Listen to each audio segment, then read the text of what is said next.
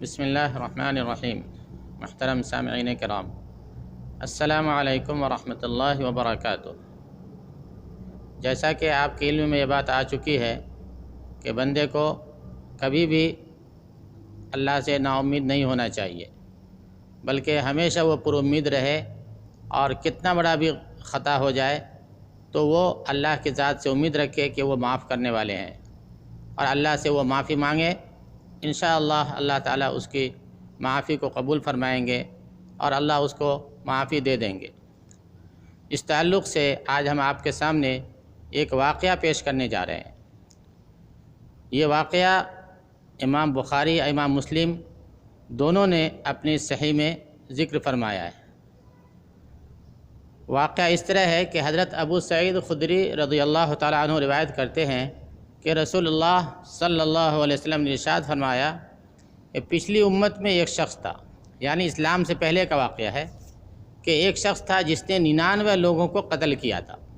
اس نے 99 لوگوں کو قتل کیا تھا، لیکن اس کو اللہ کا ڈر، اللہ کا خوف بہرحال آیا، اور اس کے دل میں یہ بات آئی کہ اللہ سے معافی مانگنا چاہیے اور اللہ سے اپنے گناہ کی توبہ کرنا چاہیے، لیکن اس کے سمجھ میں کچھ آ نہیں رہا تھا کہ کیسے کیا کیا جائے۔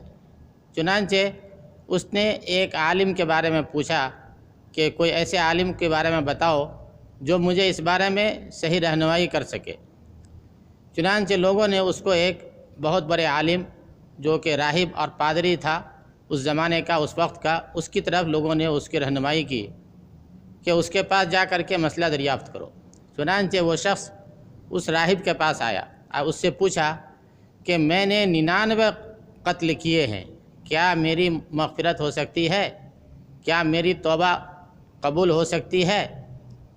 اس راہب نے کہا کہ ہرگز نہیں، تمہارے لیے کوئی راستہ نہیں ہے، تم نے بہت بڑا گناہ کیا ہے، تمہارے لیے کوئی معافی کا امکان نہیں ہے۔ جب اس نے یہ بات سنی تو اس نے اس راہب کا بھی قتل کر دیا، اس کو بھی قتل کر کے اپنے قتل کی پوری 100 کی تعداد پوری کر دی، یعنی اب وہ 100 لوگوں کا قاتل ہو گیا۔ لیکن اس کے ساتھ بھی اس کے دل میں تڑپ تھی، اس کو اللہ کا ڈر، اللہ کا خوف ستا رہا تھا کہ کاش کہ کوئی راستہ نکلتا اور میں اللہ سے معافی مانگ لیتا۔ چنانچہ اس نے پھر لوگوں سے پوچھا کہ کوئی ایسے عالم کے بارے میں بتاؤ جو مجھے اس بارے میں ہماری مدد کر سکے۔ چنانچہ لوگوں نے اسے ایک دوسرے عالم کا پتہ بتایا۔ وہ اس کے پاس آ کر کے پوچھا کہ میں نے 100 لوگوں کو قتل کیا ہے، کیا میری معافی ہو سکتی ہے؟ میں نے 100 لوگوں کو قتل کیا ہے، کیا میں اس کے لیے اللہ سے توبہ کر سکتا ہوں؟ اس عالم نے کہا کیوں نہیں، ضرور، اللہ تعالیٰ اور تمہارے توبہ کے بیچ کوئی حائل نہیں ہو سکتا ہے، تم اللہ سے معافی مانگو۔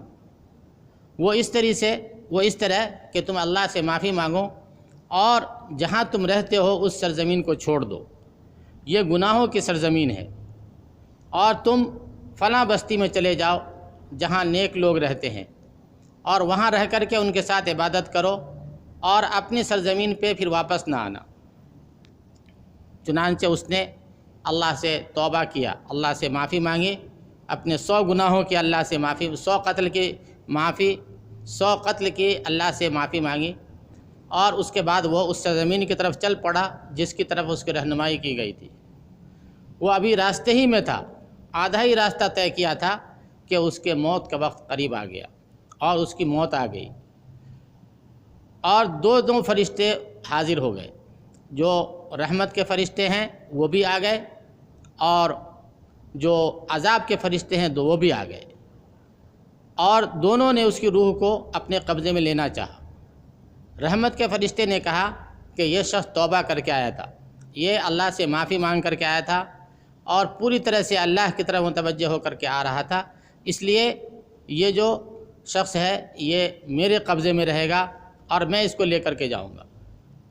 دوسرے فرشتے نے کہا کہ اس نے تو کبھی کوئی بھلائی کے کام کیے ہی نہیں، اس نے اتنے بڑے گناہ کیے ہیں، اس لیے اس کو میں لے جاؤں گا اور یہ شخص عذاب کا مستحق ہے۔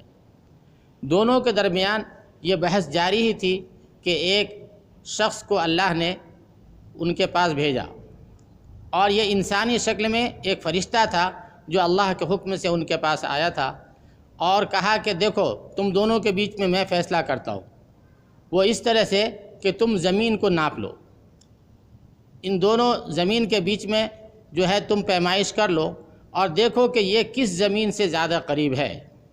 اگر یہ جدھر سے آیا تھا گناہ کی سرزمین سے اگر زیادہ قریب ہے تو پھر جو ہے اس کو عذاب کے فرشتے لے کر کے جائیں، اور اگر یہ شخص اس دوسری زمین سے زیادہ قریب ہے جو نیکوں کی بستی ہے تو اس کو رحمت کا فرشتہ لے کر کے جائے گا۔